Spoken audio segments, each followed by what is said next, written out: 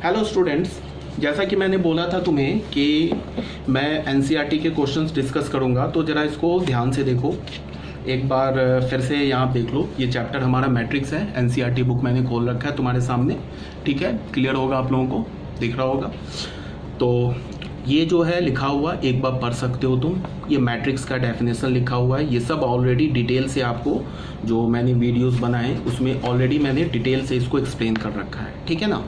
उसके बाद ये ऑर्डर ऑफ मैट्रिक्स है, जैसे ये बता रहा है 2/3 है, ये 3/3 है, ये 2/3 है। फिर ऑर्डर ऑफ मैट्रिक्स का जनरल फॉर्म लिया है M क्रॉस N ऑर्डर का। ये सब देख लो, ये सब मैंने बता रखा है। देखो ये AIJ एलिमेंट है, ये सब मैंने तुम लोगों को जनरल फॉर्म ऑफ मैट्रिक्स जो बताया था उसमें ये ऑलरेडी बता रखा है, ठीक है ना। उसके बाद ये एग्जाम्पल 1 है, बिल्कुल बेसिक एग्जाम्पल है, वो देख लेना आप खुद से। अब आ जाओ एग्जाम्पल 2 में। ये थोड़ा डिटेल करने वाला है, बस सुन लो। एक्चुअली मैंने इस टाइप के क्वेश्चन बता रखे ऑलरेडी, तब भी कुछ बच्चों जिस बच्चे को नहीं समझ में आया वो सुन लो। इसमें क्या बोल रहा है, if a matrix has 8 elements what are the possible orders it can have. अगर एक मैट्रिक्स में 8 एलिमेंट्स हैं तो 8 एलिमेंट्स वाले मैट्रिक्स के कितने पॉसिबल ऑर्डर्स हो सकते हैं, ये पूछा जा रहा है। तो अब इसके पीछे का पहले कंसेप्ट तुम सुनो। मैंने क्या बोला था कि अगर हमारे पास एक मैट्रिक्स है M/N ऑर्डर का, तो उसमें कितने एलिमेंट्स होंगे, उसमें M×N एलिमेंट्स होंगे, ठीक है ना। अगर मैंने बोला था कि एक हमारे पास मैट्रिक्स है 2/4 ऑर्डर का, तो उस मैट्रिक्स में एलिमेंट कितने होंगे, 2×4 8 एलिमेंट्स होंगे, ठीक है ना। तो हमें क्या करना है कि हमारे पास एक मैट्रिक्स है जिसमें 8 एलिमेंट्स हैं और बोल रहा है कि 8 एलिमेंट्स वाले मैट्रिक्स के कितने पॉसिबल ऑर्डर्स हो सकते हैं। तो इसका ये मतलब है कि हमें ऐसे 2 नेचुरल नंबर्स खोजने हैं जिसको हम मल्टीप्लाई करके क्या कर लें, 8 ले आए।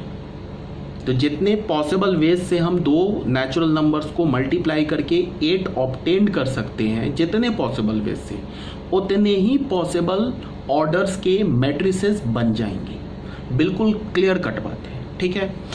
अब जैसे तुम ऐसे देखो, अगर मैंने 1 और 8 को मल्टीप्लाई किया तो 1 × 8 8 होता है। इसका क्या मतलब है कि 1 रो 8 कॉलम का अगर मैं एक मैट्रिक्स बनाऊं तो उसमें 8 एलिमेंट्स होंगे, ठीक है ना। फिर कोई बच्चा बोलेगा कि 8 × 1 भी तो 8 होता है, तो बिल्कुल होता है। तो अगर मैं 8 रोज एंड 1 कॉलम का एक मैट्रिक्स बनाऊं तो उसमें भी नंबर ऑफ एलिमेंट्स 8 होंगे।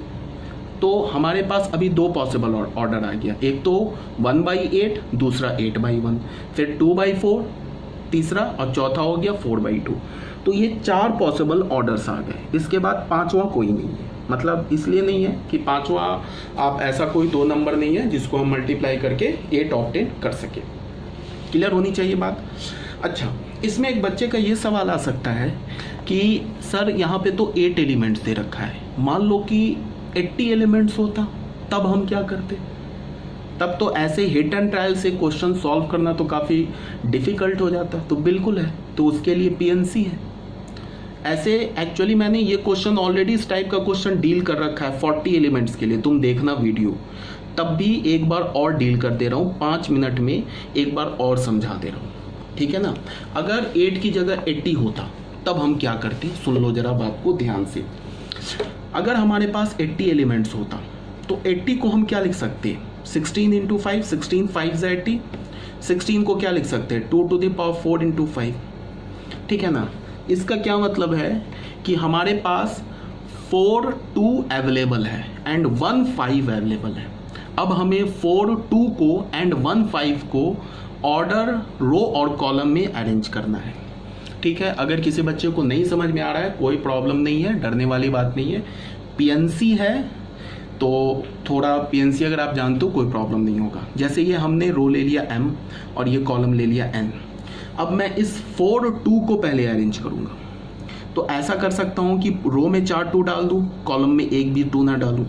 रो में अब एक कम करेंगे, रो में 3 2 डालूँ, कॉलम में 1 2 डालूँ। रो में 2 2 डालूँ, कॉलम में 2 2 डालूँ। ऐसा भी हो सकता है रो में 1 2 डालूँ, कॉलम में 3 2 डालूँ।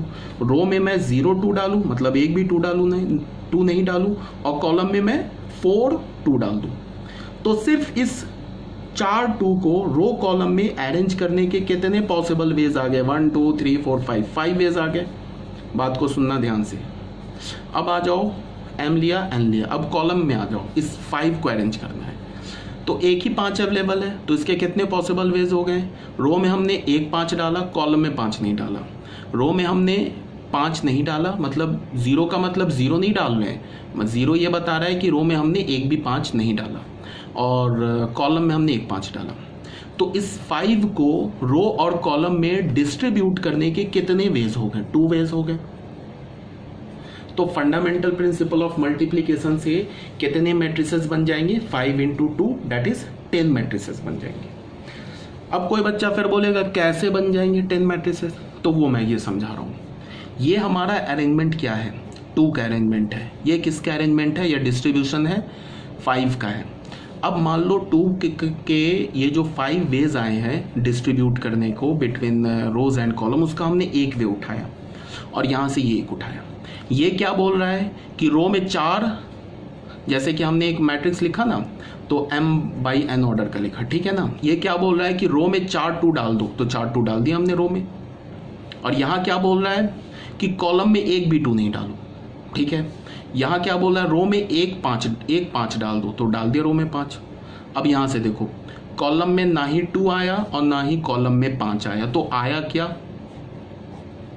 1 आया। तो ये एक ऑर्डर बन गया, देख लो। 16 5 80/1, ये मल्टीप्लाई का साइन है और ये बाई का, मतलब ये क्या हो गया? इसको आप ऐसे लिख सकते हो कि ये जो है हमारा 80/1, ये प्रोडक्ट नहीं है, 80/1 ऑर्डर का एक मैट्रिक्स बन गया, ठीक है ना। अब आ जाओ 4,0 ही लो, इसको चेंज कर दो, इस वे में आ जाओ। ये क्या बोल रहा है? रो में हमने कितने एलिमेंट डालने हैं? कितने 4 डालने हैं? 4 4 डाल देंगे। और यहाँ से ये क्या बोल रहा है कि एक भी 5 नहीं डालना है रो में, ठीक है। तो रो हमारा हो गया, बन गया बाई। अब यहाँ से कॉलम में एक भी 2 नहीं आया, बट कॉलम में एक 5 आ गया, तो ये क्या बन गया हमारा? 16/5 का एक फिर मैट्रिक्स बन गया। तो देख लो 16 × 5 करोगे तो 80 एलिमेंट्स आ जाएंगे। तो यहाँ से अगर मैंने एक वे उठाया तो एक वे के क्रॉसपॉन्डिंग 2 वेज है, तो फिर इसके भी क्रॉसपॉन्डिंग 2 वेज है, तो टोटल कितने वेज हो गए? 5 2 10 वेज हो गए। तो ये क्लियर होना चाहिए, ठीक है। ज़्यादा बोल दिया इसमें भी।